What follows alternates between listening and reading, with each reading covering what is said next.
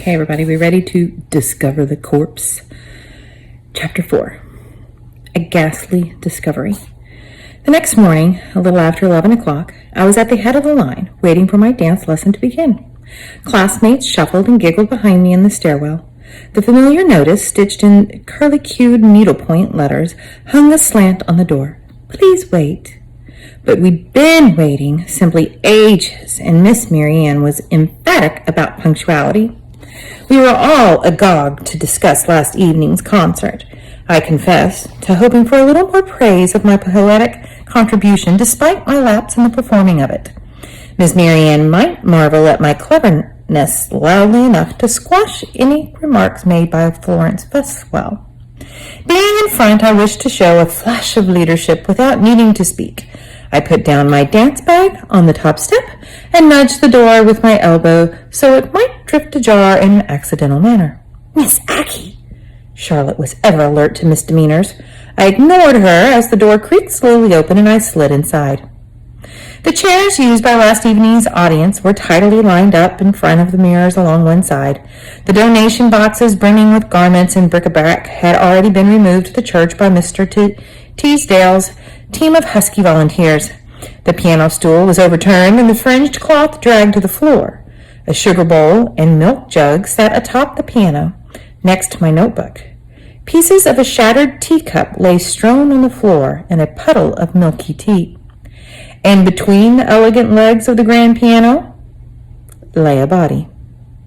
Not, thank goodness, Miss Mary Ann. I was a little worried there.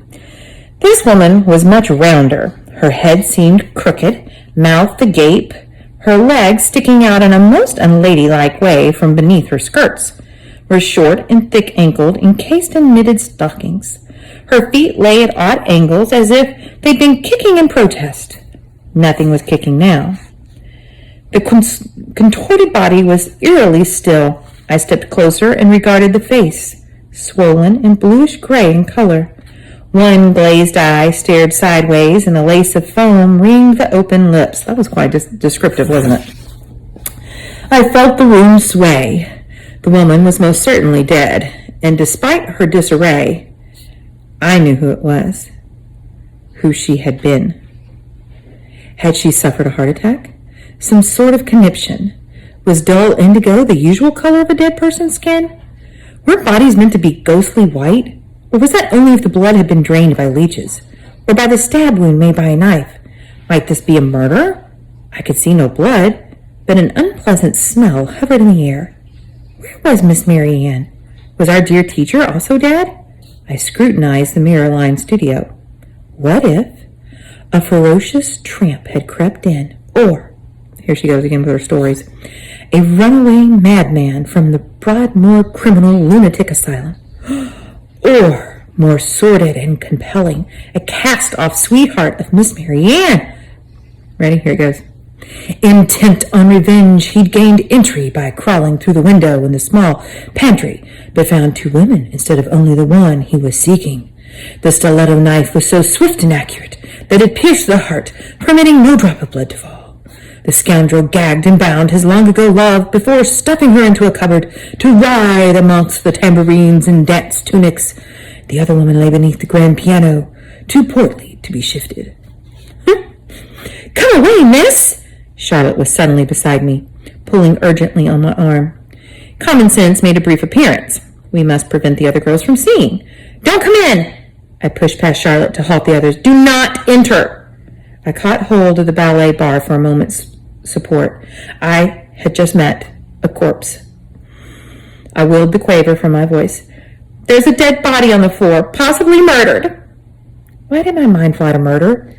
Last night, Rose had wished her mother dead.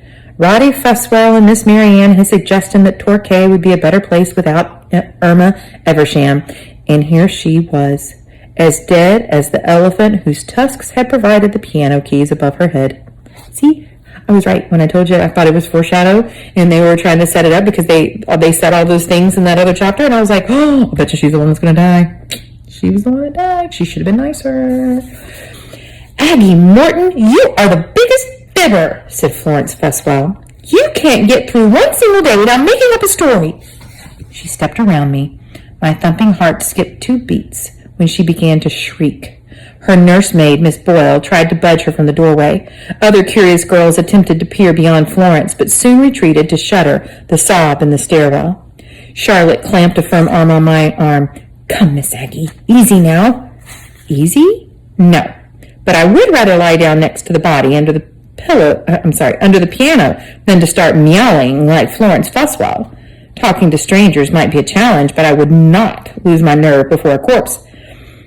Charlotte guided me toward the door. Her arm across my shoulders was something of a comfort, I confess. "Move aside, girls, for mercy's sake." Miss Mary Ann was at the bottom of the stairs, her voice several notes higher than usual. And then a man. "I'm a doctor. Let me pass." He removed his top hat, scowling, and unbuckled the clasp on his black leather case. "All of you, clear off. This is a medical emergency." He closed the door almost upon our noses. He had spoken a flagrant untruth. An emergency? A doctor could do nothing but look at the corpse and agree that she was dead. Most of the girls had seen scarcely more than a stockinged foot, but a collective howling commenced as they obediently shuffled their way into the street. I sagged against the stair railing. I had not been permitted into the room last year after Papa died. Mummy said she was protecting me from a memory too heavy to bear. It was intended as an act of kindness, however vexing it was at the time. This meant that the corpse I'd just met was my first, thrilling and grim.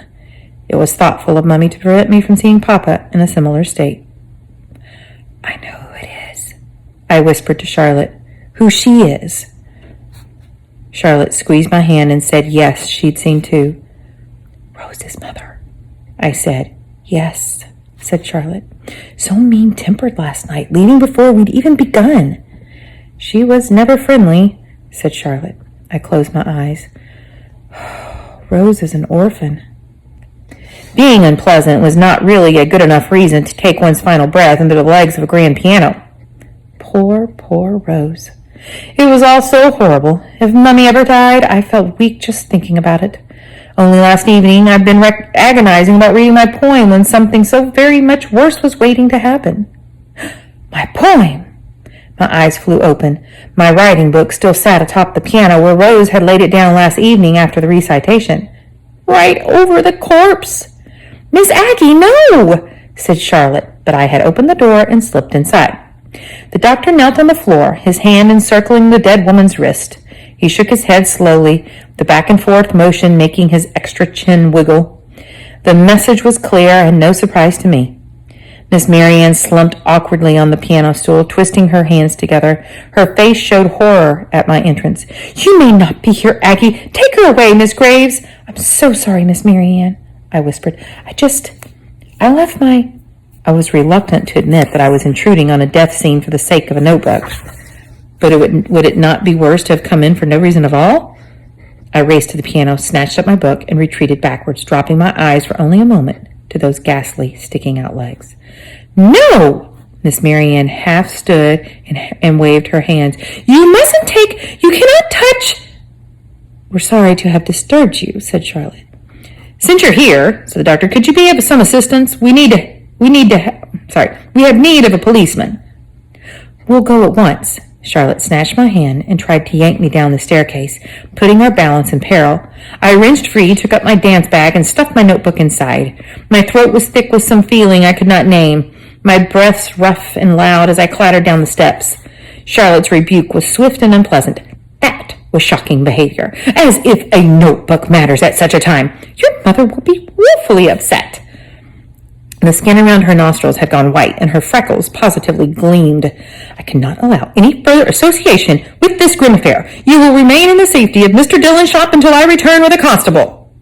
"But I'm the one who..." Charlotte raised her palm. "Not another word." She maneuvered me through the sweet shop door and briefly told Mr. Dillon of the occurrence upstairs. "Well now," he said, "that's not something that happens every day." "No, indeed it wasn't," Charlotte agreed and asked if, please, could Miss Aggie wait under his care until the police were fetched. "Do not let her out of your sight, Mr. Dillon," she added, "though what greater woe she might encounter than a dead body, I cannot conceive." Tra-ling went the bell, and bang went the door. Mr. Dillon sat me down and offered me a sugar lolly as if I were an infant 5 years old. It was admittedly delicious and soon soothed my shivers. I'd been a loyal customer since I was younger than 5. Mr. Dillon knew which sweets I liked best, and I knew him well enough to chatter as freely as with our own cook. He turned to his telephone, asking to be put through to the Torquay Police Department. "A constable is required at the Mermaid Dance Room on Union Street at once," Mr. Dillon hollered into the mouthpiece. "Above Dillon's Sweets and Sundries, we've got what you'd call a candidate for the graveyard." He put the telephone speaker back into its cradle and then tapped his lip with a plump finger. Dead for certain, was she? I nodded, my mouth full of the sharp, sweet taste of lemon. "Not long dead, though." Oh, sorry, it was him talking. "Not long dead, though," he said. "That I know. I only just saw her." I straightened up. "You saw her?" The bell on the door jangled sharply, and in came the black-haired boy from last week. "Well, well," said Mr. Dillon, "my rescuer." "Hector!" I hopped off the stool. "Hello, miss." He pronounced it niece. "Hello, niece." "I bid you good day." "Wait till you hear!"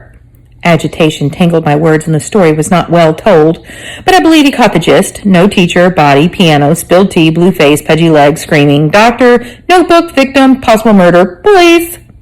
And Mr. Dillon has just informed me that he saw the dead woman enter the premises before she was dead.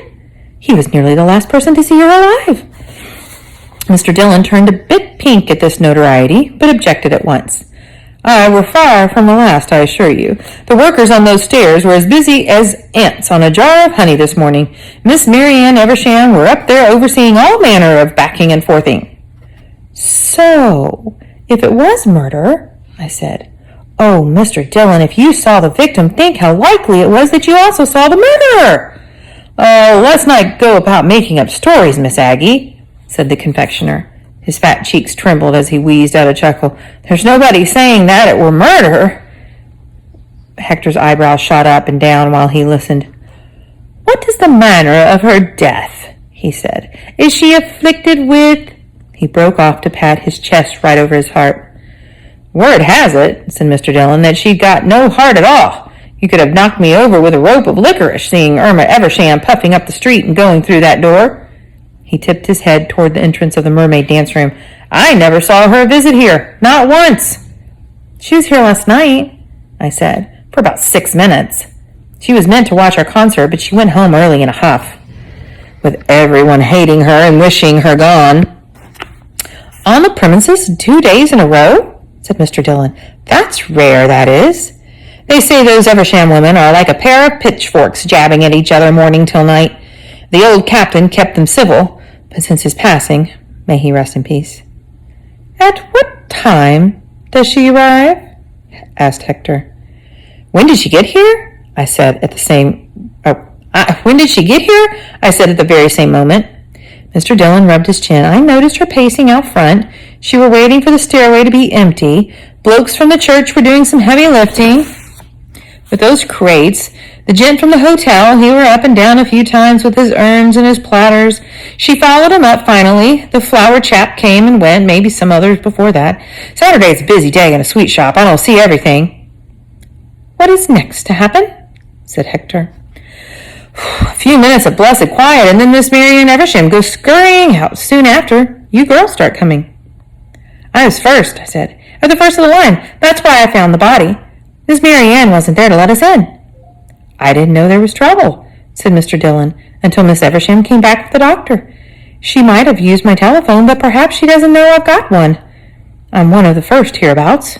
She fetched that Dr. Chase, who never smiles and never ate a sweetie in his life." "He was a bit curt," I said.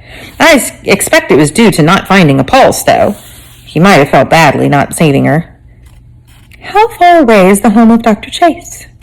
said Hector. But I was thinking about Miss Mary Ann's clothes. "She was wearing her dance skirt," I said. "I mean, only her dance skirt and a blouse. No coat or hat, not even a shawl over her shoulders." "This is very important," said Hector. "When a lady is improper in her clothing for a chilly English October, it is logical to deduce great distress. How is she forgetting to bring with her a shawl?" "She didn't think," I said. "She was in a terrible hurry." She'd have been mighty unnerved, said Mr. Dillon, with her sister-in-law dropping dead at her feet. But you don't rush to fetch a doctor for a corpse, I said. She is believing that the fallen may be revived, said Hector. She runs into the street while Mrs. Irma Eversham still breathes. Unless, a dire thought crept into my head. Unless, said Hector. Unless, I said, Miss Mary Ann was only pretending to get help, when really she is a murderess. It's the end of the chapter. Sorry, Ellie. I don't know. I usually think the first person that everyone guesses is not it.